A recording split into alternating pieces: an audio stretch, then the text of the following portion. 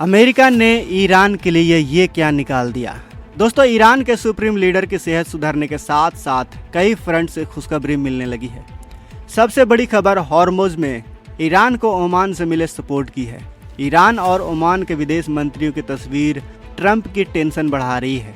Hormuz में Trump को झटका देकर ओमान ने ईरान के साथ हाथ मिला लिया है। ईरान ने जैसे ही तेल गलियारों में अपनी पकड़ मजबूत बनाई, लेबनान में बम फटने लगे, फिर से दक्षिण बेरूत पर हमला हुआ, इजराइल का बम गिरा और हिजबुल्लाह बौखला गया।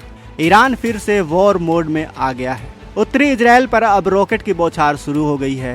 हिजबुल्लाह के घातक छोटे ड्रोन इजराइल डिफेंस फोर्सेस से गिन गिन कर बदला ले रहे हैं। हिजबुल्लाह चीफ ने इजराइल को ललकारा है कि अब आर पार का युद्ध होगा, क्योंकि ईरान से लड़ाका फोर्स को परमिशन मिल चुकी है।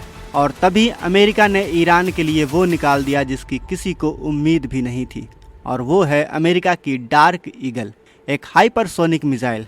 इसकी रफ्तार मैक 5 से भी ज़्यादा है। हाइपरसोनिक ग्लाइड व्हीकल से लॉन्च होने के बाद यह 6000 किलोमीटर प्रति घंटे की स्पीड से वार करती है, और डिटेल में समझे तो यह महज 1 सेकंड में 1700 मीटर की दूरी तय कर लेती है। डार्क ईगल मिसाइल की रेंज 3500 किलोमीटर है और यह अमेरिका का गुप्त हथियार माना जाता है। इसके बहुत ज़्यादा वीडियो भी शेयर नहीं किए गए हैं, यानी ट्रंप का यह हथियार बहुत ही सीक्रेट है और वो ईरान के खिलाफ ज़रूर इस्तेमाल करना चाहेंगे।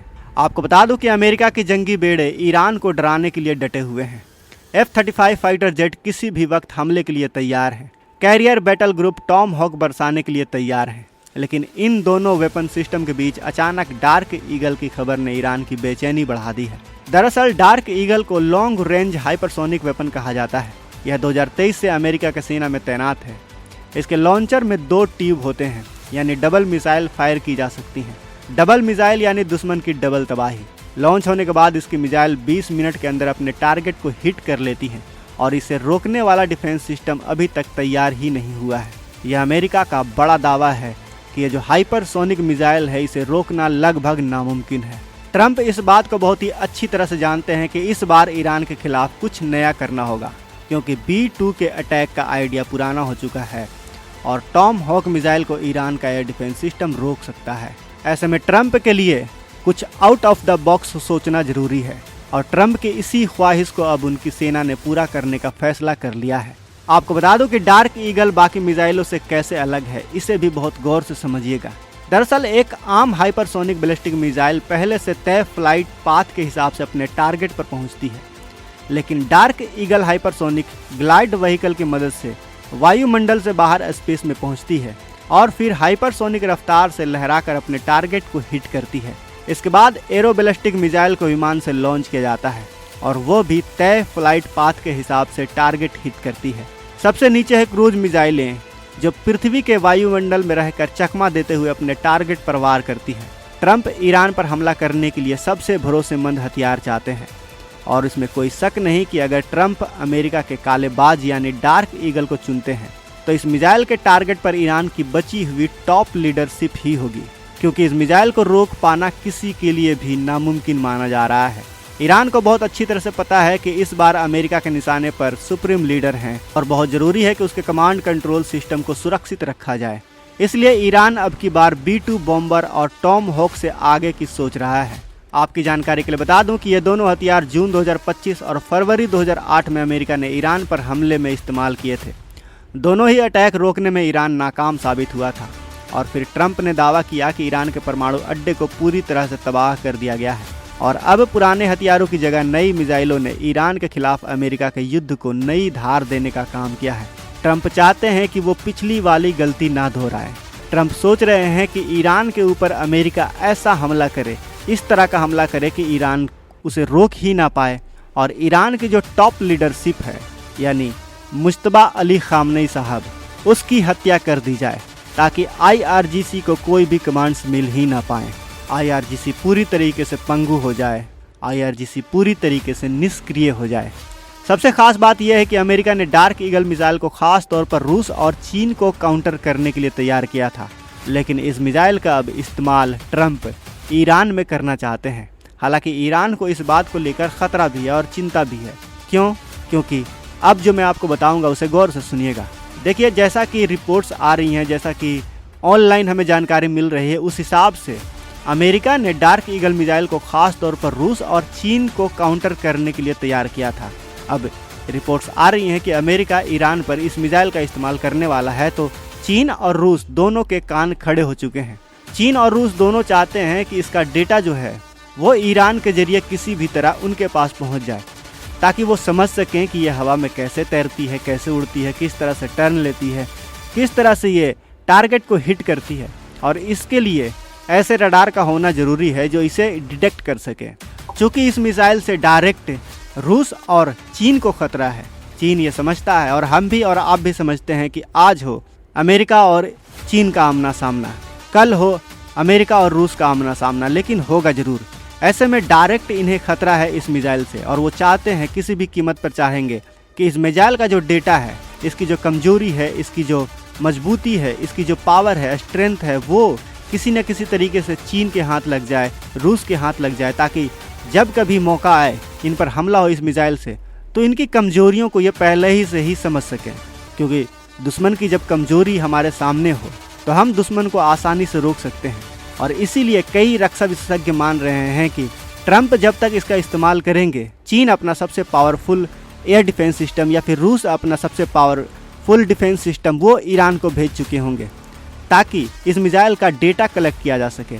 इस मिसाइल का जो फ्लाइंग पाथ है, जो टर्निंग पाथ है, उसे वो कलेक्ट कर सकें। और इसीलिए ट्रंप सोच में है, अमेरिका का जो सेंटकॉम है वो सोच में पड़ा हुआ है कि इस मिसाइल का इस्तेमाल करना है कि नहीं करना है। आपकी जानकारी के लिए बता दूं कि ट्रंप ने अगर डार्क ईगल से हमले शुरू कर दिए तो भयानक युद्ध छिड़ जाएगा। ईरान ने अपना ज़्यादातर यूरेनियम ऐसी पहाड़ी एटमी सेंटर पर जुटा रखा है जहां अमेरिका जाने से डर रहा है। इजराइल और अमेरिका के सामने सबसे बड़ी चिंता ईरान का पिकैक्स माउंटेन न्यूक्लियर प्लांट है, जिसे पहाड़ों में इतनी गहराई से खोद कर बनाया गया है कि अमेरिका के सबसे शक्तिशाली बंकर बस्टर बम भी इसे नष्ट नहीं कर पाते। ट्रंप इस जगह पर अमेरिकी सेना भेजकर युद्ध नहीं लड़ना चाहते। उनकी कोशिश है कि बातचीत के जरिए ईरान को यहाँ यूरेनियम संवर्धन रोकने के लिए मजबूर कर दिया जाए, जबकि मोसाद की रणनीति है कि छोटे ऑपरेशनों की जगह बड़े पैमाने पर विदेशी एजेंटों के जरिए एक साथ हमला करके पिकैक्स माउंटेन के यूरेनियम पर कब्जा कर लिया जाए। हालांकि ट्रंप ने यह मान लिया है कि ईरान से यूरेनियम हासिल करना बहुत मुश्किल है। उन्होंने यह भी गारंटी ली है कि वो अपने सैनिकों को खतरे में नहीं डालने वाले। अमेरिका भले ही ईरान के हमलों के इंतजार में है, लेकिन ईरान ने सरप्राइज हमले की पूरी तैयारी कर ली है। ईरानी मीडिया की रिपोर्ट्स के मुताबिक सुप्रीम लीडर ने अब खाड़ी देशों में उन सैन्य अड्डों की तबाही का ब्लूप्रिंट बना लिया है जहां सबसे ज़्यादा जंगी जेट तैनात हैं। ईरान ने दूसरे राउंड में युद्ध के शुरुआती सेकंड में अमेरिकी सैन्य अड्डों और इजराइल के अंदर घुसकर हमले का प्लान बनाया है। ईरान फोर्स ने दुश्मनों को इस बार नर्क दिखाने की धमकी दी है। ईरान ने सीज फायर में मिली मोहलत में तैयारी की, नए हथियार बनाए, नई मिसाइलें बनाई। ईरान ने अंडरग्राउंड मिसाइल बेस एक्टिव कर रखे हैं। ईरान ने दावा किया है कि अभी उसकी 70% मिसाइलें तो युद्ध में लॉन्च होनी बाकी हैं। मिली जानकारी के अनुसार इन मिसाइलों की मार इजराइल को झेलनी पड़ेगी। अमेरिका के सैन्य अड्डे इनका निशाना बनेंगे, मगर युद्ध का दूसरा दौर ईरान को भी बहुत भारी पड़ सकता है, क्योंकि हिजबुल्लाह के कमांडरों का शिकार नेतन्याहू ने कैसे कैसे किया है, इसके धमाकों की फहरिस्त सबके सामने है। दोस्तों, दक्षिण लेबनान की पहाड़ियों से लेकर बेरूत की इमारतों के बीच इजराइल के बम लगातार गिर रहे हैं। इजराइल ने नरसंहार से लेकर हिजबुल्लाह के हर कमांडर को मारकर यह साबित कर दिया है कि लेबनान में उसकी जद के बाहर कोई नहीं है। वो जब चाहे किसी को भी खत्म कर सकता है। नेतन्याहू नक्शे पर जहां उंगली रखेंगे, इजराइल की वायुसेना वहां बम गिराएगी, और फिलहाल इसका सबसे बड़ा टारगेट लेबनान बन गया है।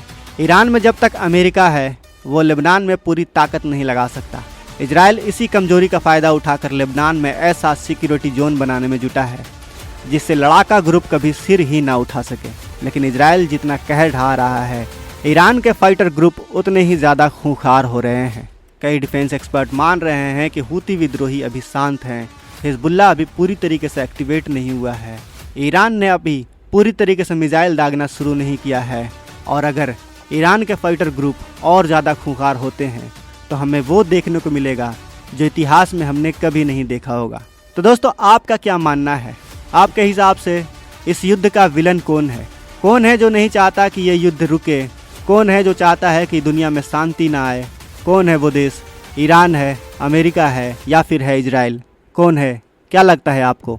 अपनी राय कमेंट बॉक्स में ज़रूर बताएं। हम आपके हर एक कमेंट को पढ़ते हैं। वीडियो पसंद आई हो तो इस वीडियो को लाइक करें, शेयर करें अपने दोस्तों के साथ, और अगर आपने अभी तक इस चैनल को सब्सक्राइब नहीं किया है तो इस चैनल को भी सब्सक्राइब कर लें। मिलते हैं अगले वीडियो में। जय हिंद, जय भारत।